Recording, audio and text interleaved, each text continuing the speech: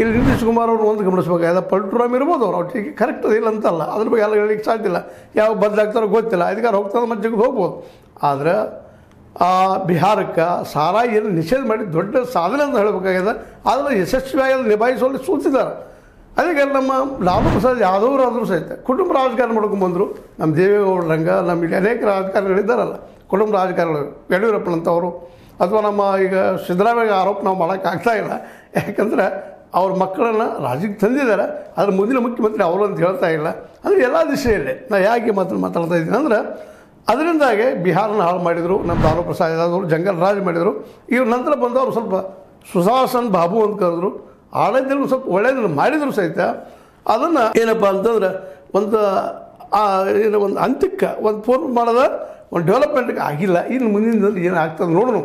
ಒಟ್ಟಾರೆಯಾಗಿ B J ಪಿಗೆ ಈ ಒಂದು ಸಂದರ್ಭ, ಈ ಗಳಿಗೆ ನಿಶ್ಚಿತವಾಗಿ ಶಾಕ್ ಆಗಿರ್ತದೆ. ಯಾಕಂದ್ರೆ ಅವ್ರು ಏನೇನು ಪ್ಲ್ಯಾನ್ ಮಾಡಿದರು, 19ಕ್ಕೂ 18ಕ್ಕೂ ಒಂದು ಏನಪ್ಪ ಅಂತಂದ್ರೆ ಓದ್ ತೊಗೊಳ್ಳೋಂಥದ್ದು ಮತ್ತೇನು ಮಾಡಬೇಕು ಅಂತ ಏನೋ ಗುದ್ದಾಡಿದರು. ಆದರೆ ಈಗೆಲ್ಲ ಗಟ್ಟಿಗೊಂಡಂತಹ ನಮ್ಮ ನಿತೀಶ್ ಕುಮಾರ್ ನಮ್ಮ ಲಾಲು ಪ್ರಸಾದ್ ಅವ್ರ ಜೊತೆಗೂಡೆ ಇಲ್ಲೇ ಮುಖ್ಯಮಂತ್ರಿ ಆಗ್ತಾ ಇರೋದನ್ನು ಈಗ ಪ್ರೆಸ್ ಬಿಟ್ಟಿದ್ದಾರೆ. ಲಾಲು ಅವರು ಮಾತಾಡ್ತಾ ಇದ್ದಾರೆ, ಜೊತೆಗೆ ನಮ್ಮ ನಿತೀಶ್ ಕುಮಾರು ಮಾತಾಡ್ತಾ ಇದ್ದಾರೆ. ಅವರು ತಮ್ಮ ಮಾತುಗಳೆಲ್ಲ ವ್ಯಕ್ತಪಡಿಸಿದ್ದಾರೆ.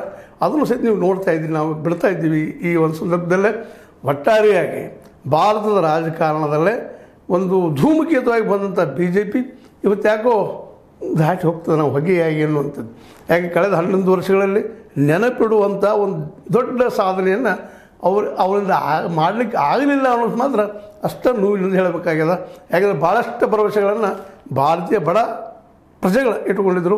ಆದರೆ ಇಲ್ಲಿವರೆಗೆ ಮಾಡಿದ್ದೇನು ಎಂತೂ ನಮ್ಮ ಕಣ್ಣು ಮುಂದದ, ಅದನ್ನೆಲ್ಲ ಮುಂದಿನ ಮತ್ತೆ ಚರ್ಚೆ ಮಾಡ್ತಾ ಹೋಗೋಣ ಅಂತ ಹೇಳ್ತಾ